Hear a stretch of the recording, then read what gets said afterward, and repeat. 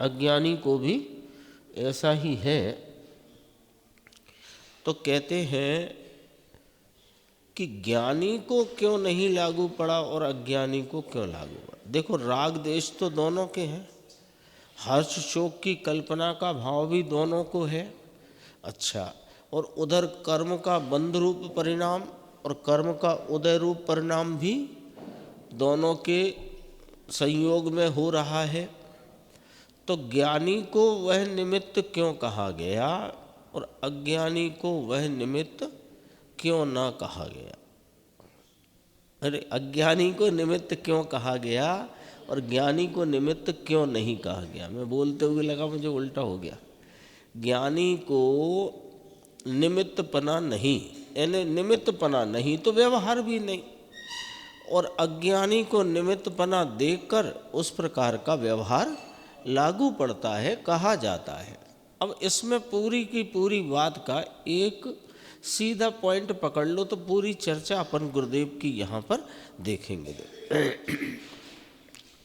कि ज्ञानी की परिणति में होते हुए मोह राग देश के परिणाम अर्थात चारित्र मोह संबंधी राग देश के परिणाम और आत्म प्रदेशों का कंपन, इसको वह अपना मानता नहीं, अपना जानता नहीं। तो जो रागादि परिणाम और आत्म प्रदेशों के कंपन कर्म बंध आदि में यानी कर्मों के परिणमन में जो निमित्त पड़ते हैं, उन्हें वो अपना मानता ही नहीं है। जब उनसे ही उसने नाता तोड़ दिया है तो फिर उसके तो निमित्तपना भी लागू नहीं पड़ता, क्योंकि वस्तु में ऐसा स्वभाव नहीं कि वो कर्म बंध और कर्म उदय में निमित्त होए।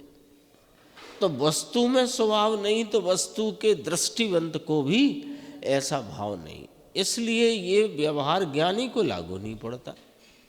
और अज्ञानी को क्यों लागू पड़ता है, क्योंकि उसने रागादि विकारी भावों में एकत्व माना है, स्वामित्व माना है, आत्म प्रदेशों का कंपन वह मेरा परिणाम है, मेरा भाव है।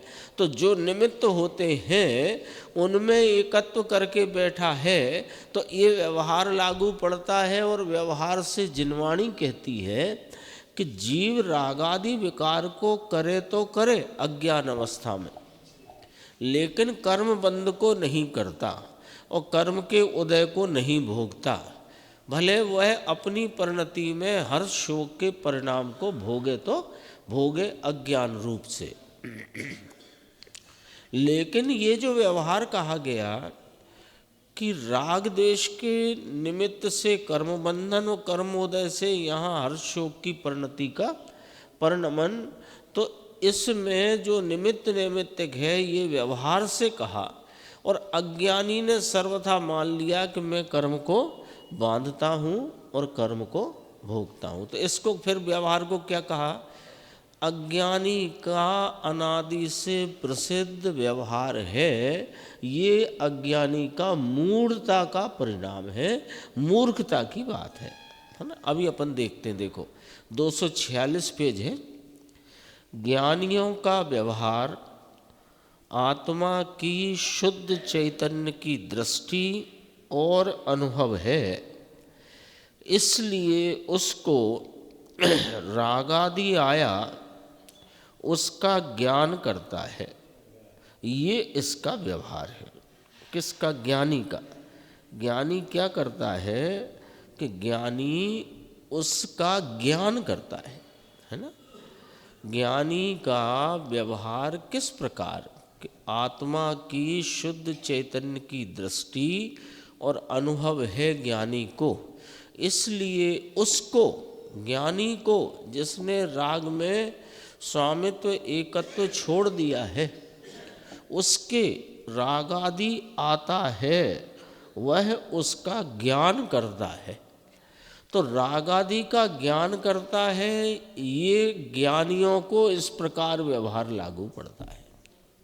ये बात अपनी आ गई थी परसों कि होता हुआ राग ज्ञानियों के ज्ञान में निमित्त है और अज्ञानियों को कर्मबंध में निमित्त है। ये बात आई थी ना।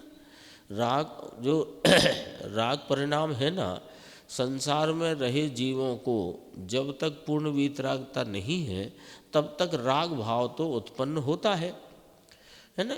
चौथे गुण स्थान में अलग 3 कषाय के सद्भाव रूप, 5वें गुण स्थान में 2 कषाय के सद्भाव रूप, और 6वें गुण स्थान में 1 कषाय के सद्भाव रूप राग तो होता है।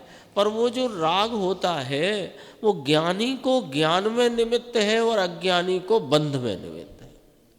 ये बात आ गई थी ना, याद आई कि नहीं आई, है ना? 2 दिन आई थी ये बात। ज्ञानी के ज्ञान में निमित्त है, तो ज्ञान में निमित्त है, तो ज्ञानी के ज्ञान में निमित्त होने से वो ज्ञानी उसका ज्ञान करता है, ये व्यवहार पड़ गया। ज्ञान होता है ना, तो होते हुए ज्ञान में वो जैसे कर्म बंध होता है जैसे ज्ञान होता है, तो होते हुए ज्ञान में वो राग परिणाम निमित्त हुआ, ज्ञेय रूप निमित्त, है ना? है जुड़ान नहीं है, क्योंकि उसने तो उससे स्वामित्व एकत्व तोड़ दिया है।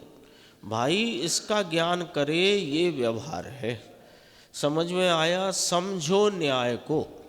चैतन्य भगवान ज्ञान मूर्ति प्रभु ऐसा जहाँ अनुभव में, दृष्टि में अनुभव साक्षात्कार चैतन्य का हुआ, तब कहते हैं कि ये राग को जानता है, ये इसका व्यवहार है। ज्ञानी का व्यवहार इतना नक्की हुआ है।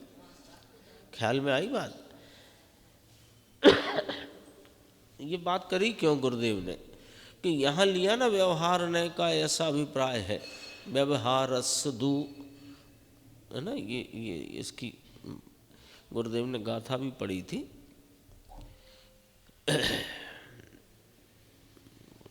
शब्द उसके ये है, व्यवहारस्दु आदा पोगल कम्मम करोदि अणेय विहम।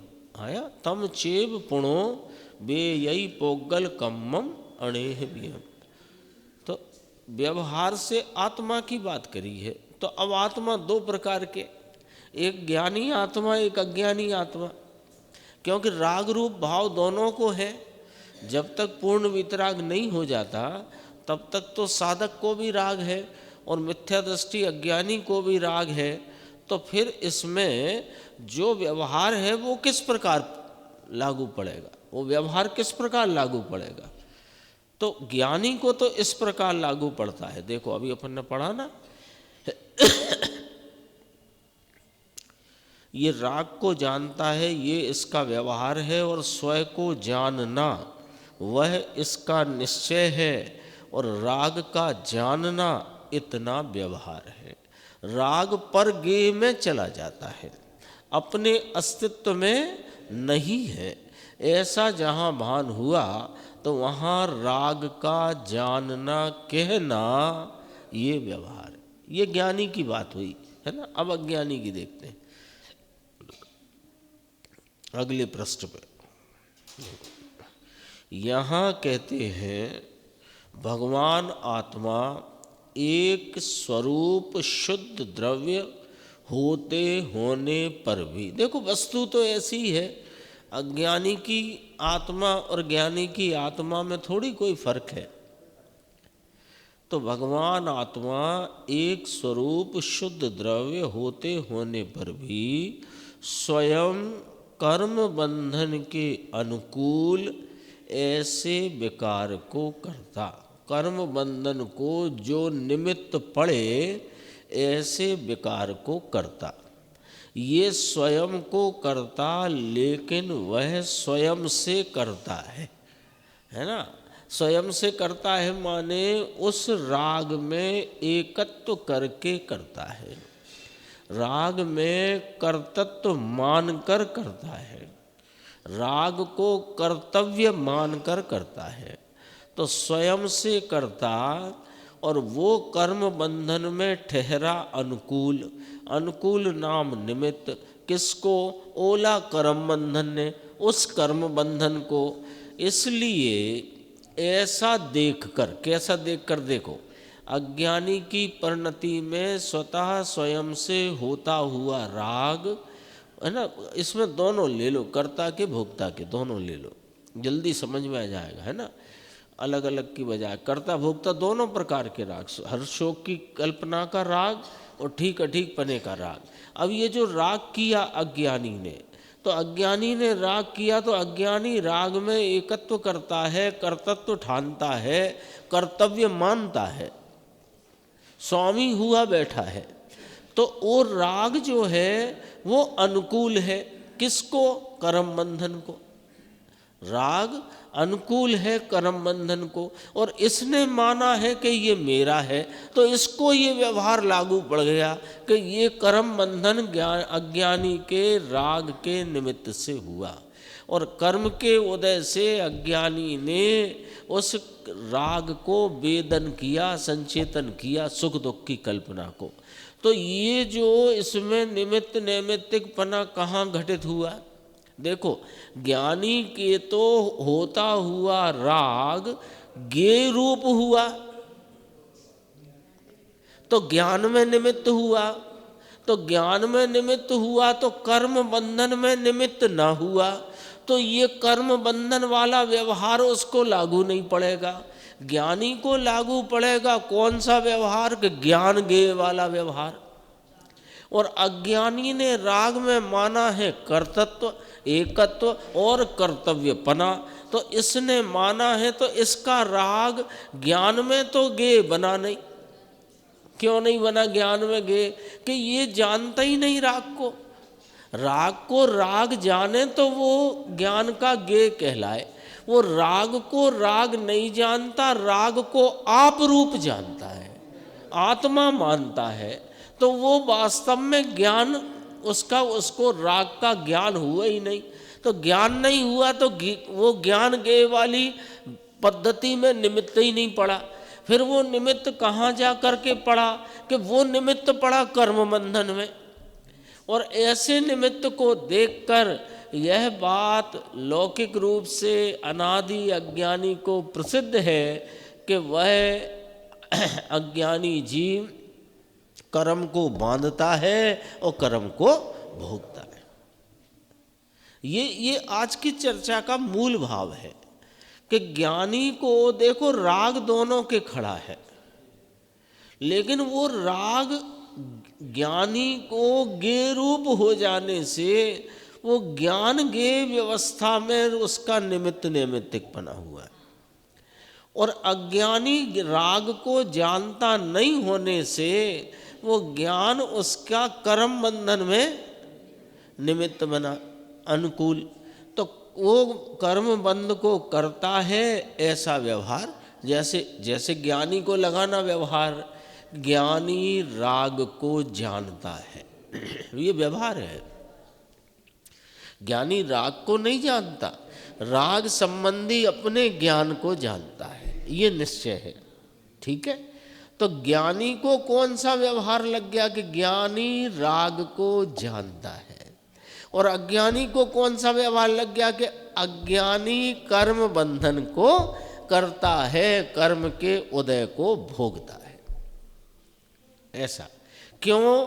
कि इसने राग मैं और मेरा ऐसा माना है, तो इसके ज्ञान में राग रूप खड़ा नहीं हुआ, तो वो किस में चला गया? कि कर्म बंधन तो दोनों को हुआ है। सुनो, ज्ञानी को भी कर्म बंधन हुआ है और अज्ञानी को भी हुआ है, लेकिन ज्ञानी को हुआ जो कर्म बंध है वो हमने इसलिए गिना ही नहीं कि जिसके निमित्त से कर्म बंधन होता है वो ही ज्ञानी का नहीं, इसलिए हमने बंधन भी नहीं गिना, हमने तो उसे ज्ञान का ज्ञेय गिना, बस इतना व्यवहार है। ये चर्चा बहुत गजब की है, पूरे 30 मिनट में यही चर्चा है।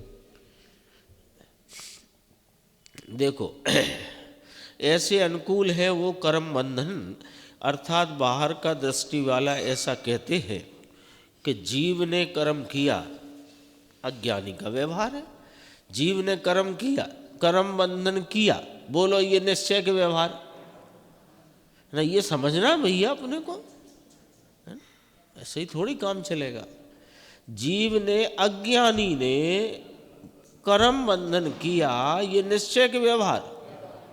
क्यों?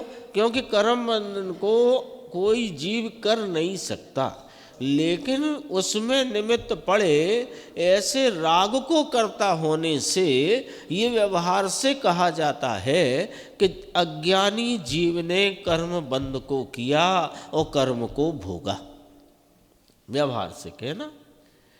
और फिर ज्ञानी को क्या हुआ भैया कि ज्ञानी उस होते हुए राग में, उसमें मैंपना नहीं रहने से, एकत्व और स्वामित्व न होने से, कर्तृत्व और कर्तव्य न होने से वो उसके ज्ञान का गेय बन गया।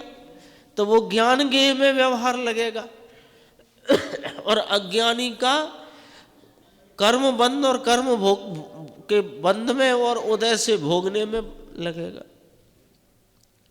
तो अज्ञानी को ये प्रसिद्ध है ये व्यवहार, और ज्ञानी को कौन सा प्रसिद्ध है कि ज्ञानी उसका ज्ञान करता है। अब फिर दोबारा से, ज्ञानी राग का ज्ञान करता है, ये व्यवहार के निश्चय बराबर समझना, ऐसा दोनों का व्यवहार रखा, वो दोनों का निश्चय रखा। व्यवहार के साथ निश्चय नहीं मालूम पड़ा तो फिर कोई फायदा नहीं। ज्ञानी का निश्चय क्या कि ज्ञानी राग संबंधी अपने ज्ञान को जानता है, तब राग को जानता है, ऐसा कहना व्यवहार है, ठीक है। और अज्ञानी कर्म बंध को करता है, ऐसा कहना व्यवहार है। वास्तव में अज्ञानी कर्म के एक परमाणु को इधर उधर नहीं करता, वो तो अपनी परिणति में राग के एकत्व से परिणमता हुआ राग को करता है, ये निश्चय है। हाँ, अज्ञानी के संदर्भ से, क्योंकि वो ठेकेदार बना है राग का, और ज्ञानी ने राग का ठेका छोड़ दिया है। तो देखो, अज्ञानी का व्यवहार है, समझ में आया, थोड़ा सूक्ष्म है, लेकिन इसको समझना पड़ेगा ना भाई, समझना पड़ेगा। नहीं तो क्या होगा, ये समझ, मान लो ये नहीं समझेंगे तो क्या तकलीफ है ना। हमने मोटा मोटा समझ लिया, इतनी गहराई से सूक्ष्मता से नहीं समझेंगे तो क्या तकलीफ है, ये प्रश्न उठ सकता है ना अपने को। तो कहा भाई साहब, इसमें तकलीफ ये है कि तुम्हें पर द्रव्य का कर्तापना भी नहीं छूटेगा और राग का कर्तापना भी नहीं छूटेगा। पर द्रव्य का माने कर्म को मैं बांधता हूँ, कर्म को मैं भोगता हूँ, ये भी नहीं छूटेगा। और जिसके निमित्त से कर्म बंध और कर्म के उदय में जो भोग यानी हर्ष शोक का परिणाम होता है, उसका कर्तापना भी नहीं छूटेगा। तो उसका कर्तापना नहीं छूटेगा तो ज्ञातापना नहीं प्रगटेगा, और ज्ञातापना नहीं प्रगटेगा तो आत्मा के आनंद का मार्ग प्राप्त नहीं होगा। समझना तो पड़ेगा। बाकी तो सिद्धांत ग्रंथों में, आगम में, खास तौर से कर्णानी योग में ये बात रखी गई है कि जीव कर्म को बांधता है और जीव कर्म को भोगता है, निमित्त नैमित्तिक व्यवहार से। पर कौन सा जीव, अब अध्यात्म है ना ये, तो यहाँ तो एकदम उसमें से भी बारीक खिलावट करते हैं कि बात तो ठीक है आगम में जो निमित्त नैमित्तिक से कही, पर ये निमित्त नैमित्तिक किसको लागू पड़ा कि अज्ञानी को, जिसने राग में एकत्व करके बैठा है। ज्ञानी को पड़ा कि नहीं पड़ा कि ना पड़ा, क्योंकि ज्ञानी तो राग का ज्ञाता है। आ गया, इसी अधिकार में आ गया ना। ज्ञानी राग का ज्ञाता है, अज्ञानी राग का करता है। और 12वीं गाथा में आ गया, तेते काले जाना हुआ प्रयोजनवान है। अब जरा ऊपर आ जाओ अपन, भूल की बात है, थोड़ी समझना इसको। देखो, भूल है, अनादि की इस जीव को भूल है कि नहीं है? भूल नहीं होती तो संसार में क्यों भटकता? गुरुदेव आज कह रहे थे कि 84 नंबर की गाथा, 84 में ये जीव क्यों रखड़ रहा है, उसके उकेल की, उसके निकाल की बात यहाँ गई। देखो, भूल है ऐसा कहने जाओगे तो भूल है, तो भूल एक जात की नहीं है, बहुत जात की भूलें हैं, है ना। तो बहुत जात की भूल, इसमें निमित्त भी बहुत जाति के रजकण। अब एक रजकण भूल में निमित्त नहीं होता, थोड़ा टेक्निकल पॉइंट समझना। एक रजकण भूल में निमित्त नहीं होता, बहुत जाति के अनंत रजकण निमित्त होते हैं, विविधता लिए हुए। तो रजकण की विविधता माननी पड़ेगी। तो रजकण स्वरूप से विविध है कि ना? ना ना, रजकण स्वरूप से तो एक सरखे हैं सब, अनंते परमाणु। लेकिन जो रजकण की वर्तमान प्रगट अवस्था विविधता उसमें है। अब ये जीव को अनादि से भूल है, तो भूल जो है वो एक प्रकार की नहीं, बहुत प्रकार की भूल है। और उसमें एक रजकण निमित्त नहीं कहलाता। अपन कहते हैं दर्शन मोह के कारण ये एक दर्शन मोह का एक रजकण थोड़ी है वो, अनंते रजकणों का कारमाण वर्गणाएं हैं, है ना। तो वो अनंते रजकण और उनकी विविध रूपता से परिणमी हुई पर्याय, ठीक है ना। स्पर्श की किसी की अधिक किसी की कम, ऐसी है कि नहीं। अब देखो यहाँ क्या पकड़ना है कि रजकण की विविधता माननी पड़ेगी एक, और भूल की विविधता माननी पड़ेगी, और भूल बिना का पूरा तत्व अखंडानंद, इसको मानना पड़ेगा। देखो तीन तत्व रख दिए, जीव तत्व, आश्रव तत्व, अजीव तत्व। जो अनंत प्रकार के, अनेक प्रकार के, विविध प्रकार के रजकण हैं वे अजीव तत्व, उनकी विविधता। और आश्रव में रागादि परिणाम, उनकी विविधता। भूल है ना वो, उसकी विविधता। तो आश्रम में विद विद पना, अजीव में विद विद पना, और जीव में एक रूपता। अखंड आखू तत्व अखंडानंद, इसको मानना पड़ेगा। हो गया, सिद्ध हो गया, जीव, आश्रव और अजीव तत्व सिद्ध हो गया। देखो सच्चाई तो ये है, 9 तत्व की बात आती है अथवा 7 तत्व की बात आती है, तो देखा जाए तो 3 तत्व की कहानी है। 3 तत्व की कहानी, जीव है अजीव के संयोग में, और उसमें कारणपना आश्रव भाव। जीव है अनादि से अजीव का संयोग है, कर्म संयोग, शरीर संयोग और अनेक प्रकार के संयोग, है ना। एक क्षेत्र अवगाय में देखो तो कर्म संयोग और शरीर संयोग। तो वो अनेक प्रकार के अजीवों का जो संयोग है, उसमें अनेक प्रकार के आश्रव निमित्त हैं, है ना। और जीव अपना एक रूपता वाला अखंडानंद पूर्वक परिपूर्ण तत्व है। अब यहाँ क्या कहते हैं कि जिसको जीव तत्व नहीं पता, तो वह अजीव में जीव मानता है और आश्रम में जीव मानता है। तो आश्रम भी जीव नहीं है और अजीब भी जीव नहीं है। तो ये कैसे पता लगे कि जीव कैसा होता है, ये जो निर्णय हो जाए तो आश्रम और अजीव को जीव मानना छूट जाए। देखो सरल है, उदाहरण से समझना। उदाहरण से समझना, ये सब्जियां होती है ना, अब बच्चा हो कोई छोटा नहीं जानता, तो वो लौकी, भिंडी और तोरई 3 सब्जी है, अब वो जानता ही नहीं है, उनके अलग अलग लक्षण हैं।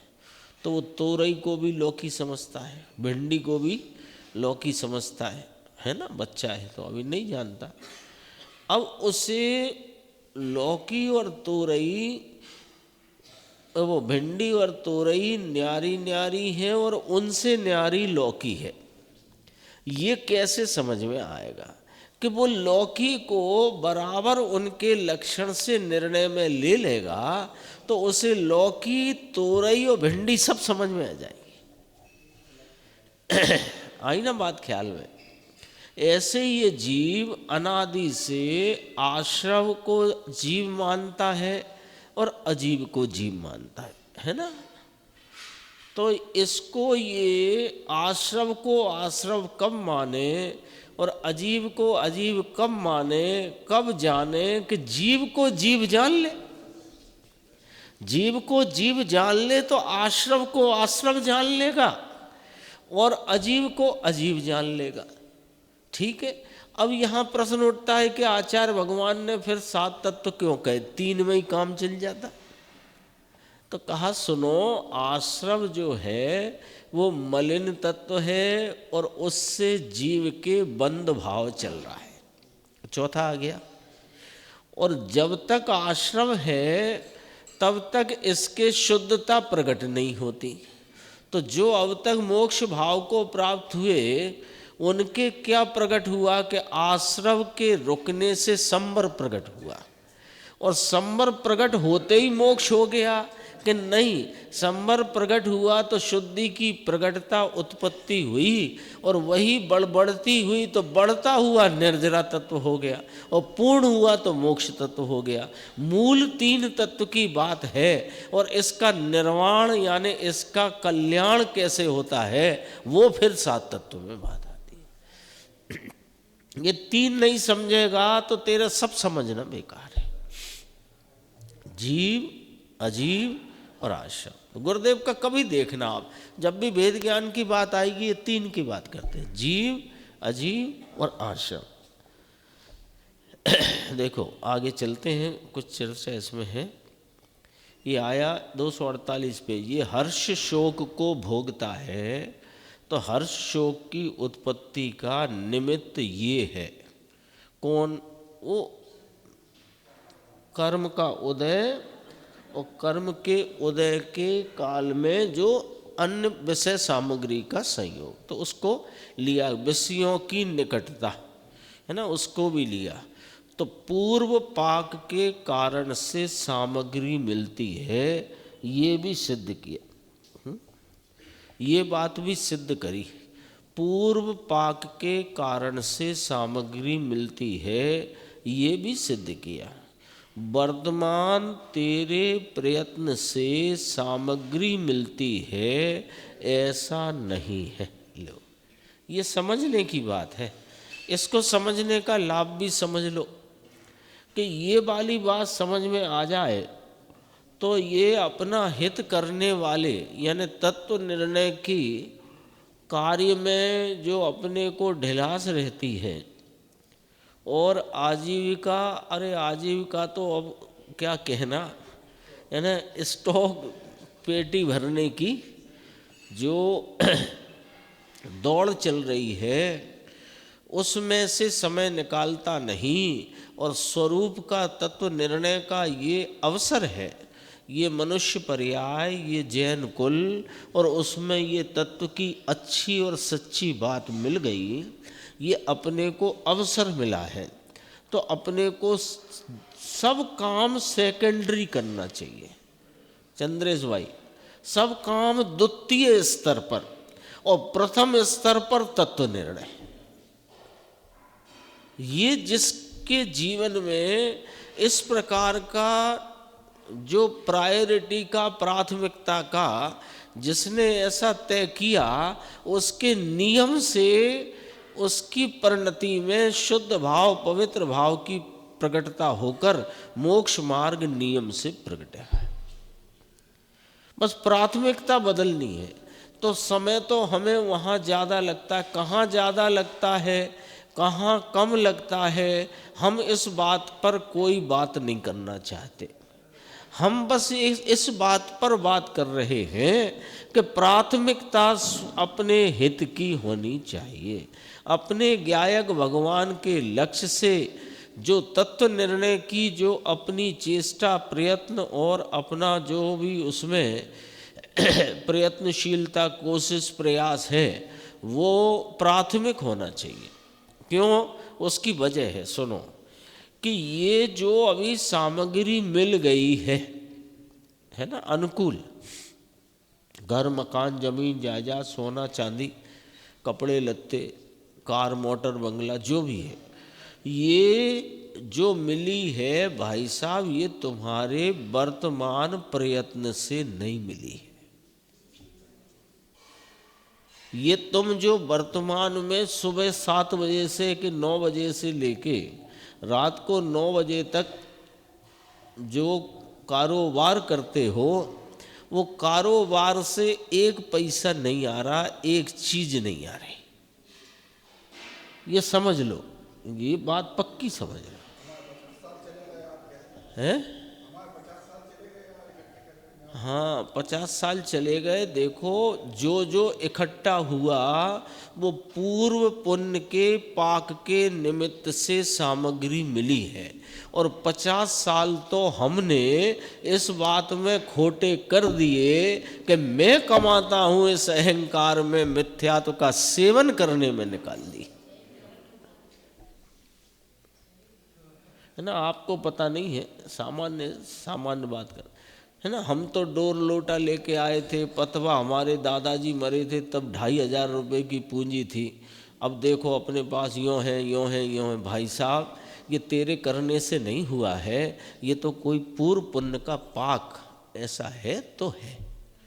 इसलिए वर्तमान प्रयत्न करने से एक नया पैसा अथवा एक, है ना, एक रजगरे का दाना भी आपको मिलता हो, ऐसा नहीं है। बोलो, तो प्रयत्न अब कहाँ होना चाहिए? प्रयत्न तो तत्व निर्णय का होना चाहिए, क्योंकि प्रयत्न से धन आता नहीं मुकेश भाई, प्रयत्न से धन नहीं आता, प्रयत्न से सामग्री नहीं आती। सामग्री पूर्व पुण्य के पाक के उदय के निमित्त से आती है। थोड़ी समझने की बात है, ये समझेगा तो इसकी प्राथमिकता बदलेगी। अभी प्राथमिकता जो अपने को लगती है कि ठीक है, सुबह भगवान के दर्शन पूजन और स्वाध्याय 1 टाइम हो जाए, कोई कहता 2 टाइम हो जाए, कोई कहता 3 टाइम हो जाए, बाकी तो धंधा ही करेंगे कि नहीं करेंगे साहब। दरअसल धंधा के राग करते हो और कुछ नहीं करते, वो तो जो कुछ आना होता है और आप करते रह जाओ, जाना होता है तो जाए बिना रहता नहीं। सैकड़ों उदाहरण आपके आसपास, हमारे आसपास दिख जाएंगे। अपना पॉइंट क्या है, इससे प्राथमिकता पलटना है कि जहां प्रयत्न कर रहे हैं, जिस चीज को इकट्ठा करने के लिए प्रयत्न कर रहे हैं, वो तो बिना प्रयत्न आती है। और प्रयत्न करना चाहिए स्वरूप के निर्णय का, तत्व निर्णय का। तो वो प्रयत्न कर नहीं रहे तो समझो अपन समय खराब कर रहे हैं। देखो, कोई ऐसा कहे, अभी गुरुदेव ने बहुत स्पष्ट कर दिया, कोई ऐसा कहे कि अपने को पैसा नहीं मिलता, ये क्या है ना। कोई कहता है कि राज की व्यवस्था ठीक नहीं है इसलिए, है ना, अब सरकार ऐसी आ गई, ऐसे नियम बना दिए, ऐसी पॉलिसी बना दी, पहले धंधा हमारा ठीक चलता था, अब की बार धंधा ही नहीं चल रहा, जब से ये GST लग गया, फलाना हो गया, है ना। ये सब अपन एक ये दूसरे के बिल फाड़ा करते हैं। होता क्या है कि अपने पुण्य में कमी होती है तो वो धन सामग्री कम आती है, अथवा पाप का उदय होता है तो चली जाती है। हम किसको दोष देते रहते हैं? राजकाज की व्यवस्था को, है ना। एक मोदी जी को कोई, अरे मोदी जी आए तब से बढ़िया, एक कह रहा मोदी जी आए तब से हमारा कल्याण, मतलब काम धंधा पानी फेल हो गया, है ना। देखो, राज की व्यवस्था नहीं इसलिए, समाज की व्यवस्था नहीं इसलिए, ऐसा नहीं है भैया। कर्म का पाक ही ऐसा इसके पास है कि इसमें असाता का उदय होए तो रोग की निकटता शरीर में होती है, और साता का होए तो निरोगता की निकटता होती है। ऐसे साता का उदय होए तो पुत्र पुत्री अथवा के अनुकूल पैसा के मकान आदि दिखाई देता है। असाता का उदय हो तो प्रतिकूल दिखाई देता है।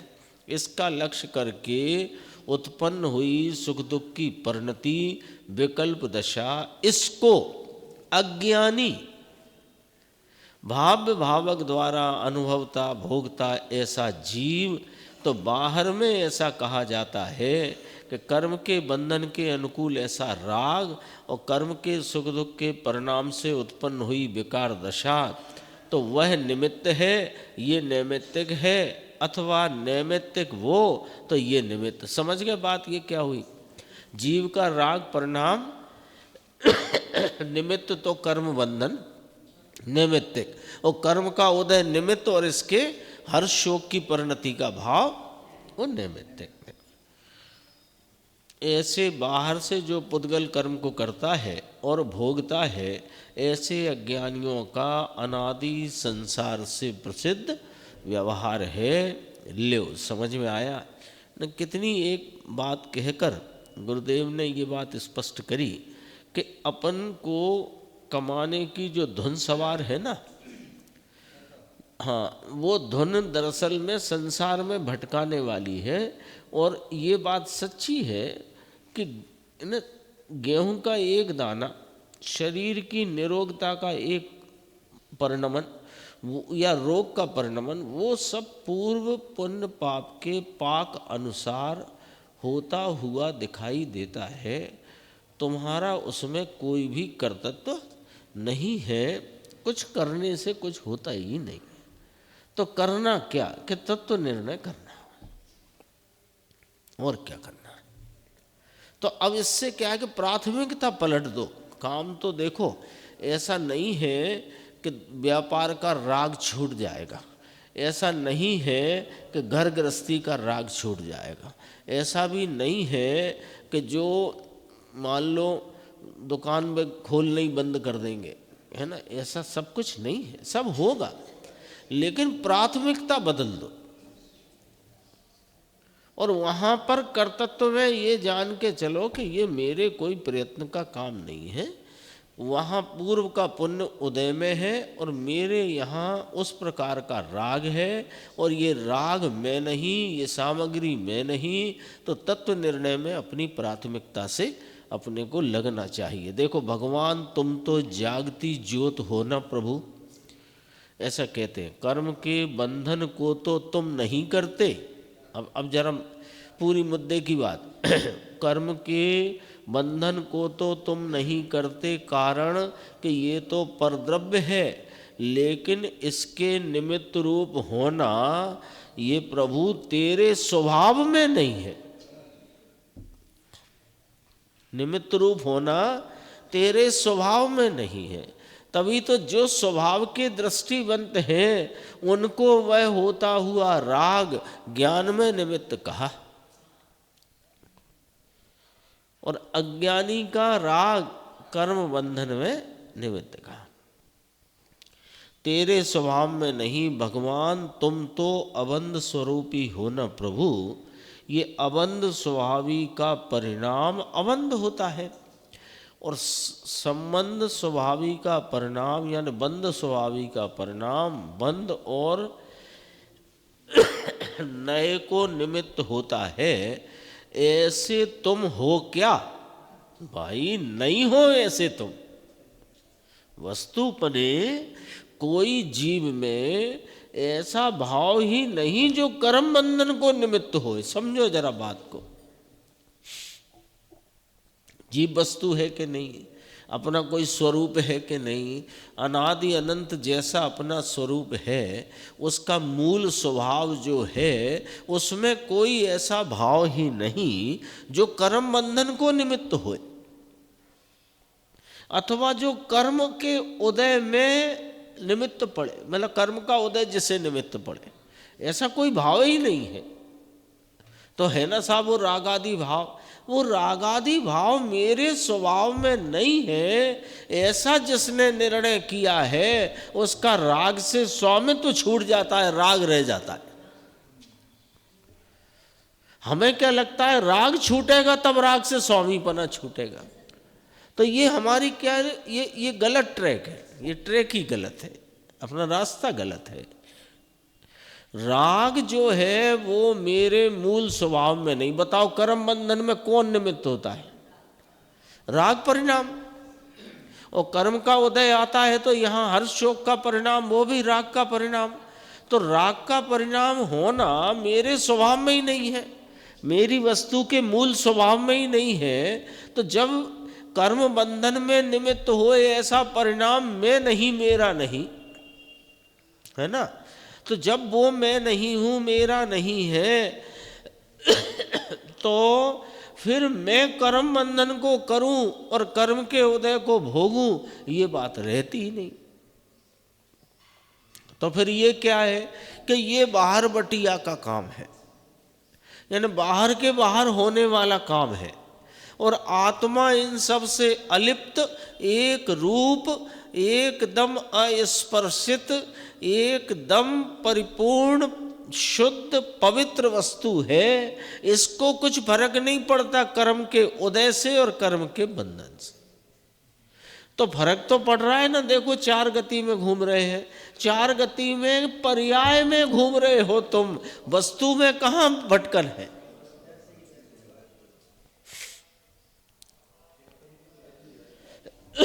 दुखी तो पर्याय है, सुखी पर्याय को होना है, लेकिन वो पर्याय में जो रागादि परिणाम है वो मेरा स्वभाव नहीं, ऐसा निर्णय करना चाहिए।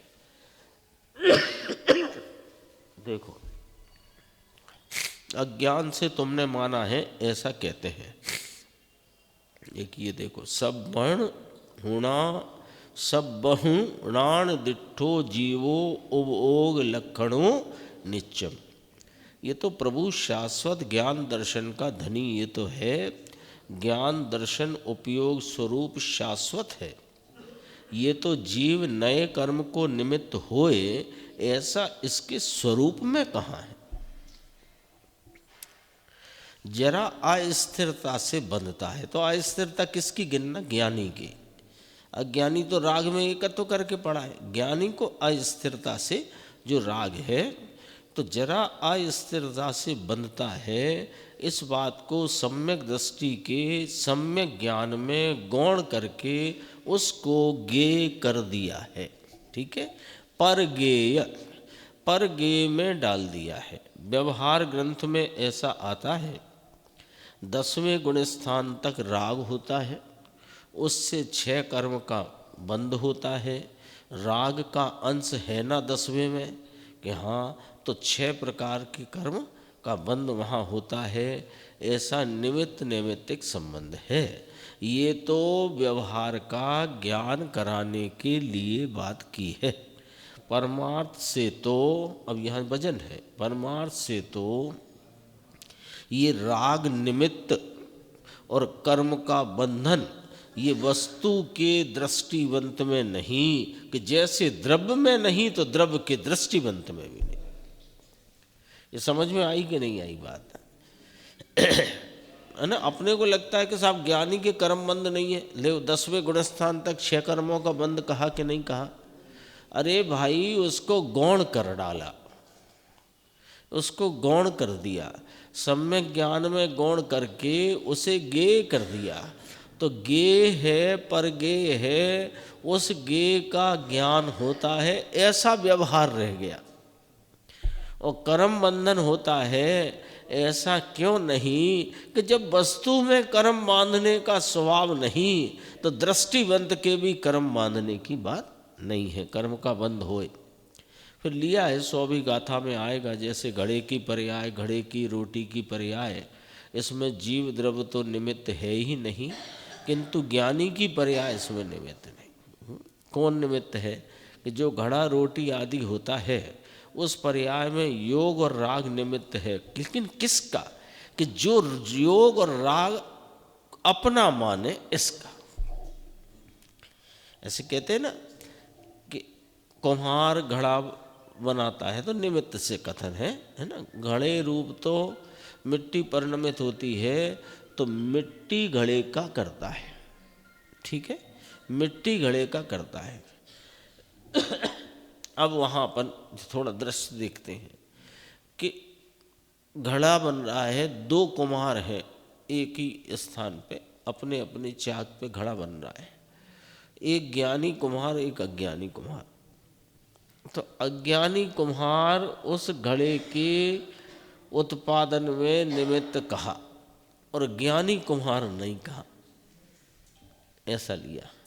ज्ञानी कुम्हार उस घड़े की पर्याय का ज्ञाता है, घड़े का कर्ता नहीं है ना। राग वाग को जरा अभी लेंगे इधर, वहाँ नहीं, अभी तो सीधे घड़े से मिलाया।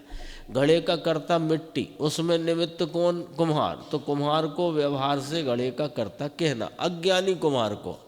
और ज्ञानी कुम्हार को तो घड़े का कर्ता नहीं कहना, उसको घड़े की पर्याय का ज्ञाता कहना। क्यों? वह सीधा लॉजिक है कि वो वहाँ पर जो उसके विकल्प रूप इच्छा का परिणाम, राग का परिणाम, और वह जो हलन चलन रूप आत्म प्रदेशों का स्पंदन, उसको उसने अपना माना है अज्ञानी ने, तो वो करता हुए निमित्त रूप, और इसने तो उसे अपना माना ही नहीं है। किसको? कि अपने योग रूप परिणमन को और वहाँ खड़ी इच्छा रूपी विकल्प को जिसने अपना माना नहीं, तो जब अपना माना नहीं तो वह घड़े के उत्पादन में निमित्त भी नहीं कहलाता। ये वाली बात यहाँ है। 100वीं गाथा में इसका विस्तार आएगा, शेष चर्चा आगे की स्वाध्याय।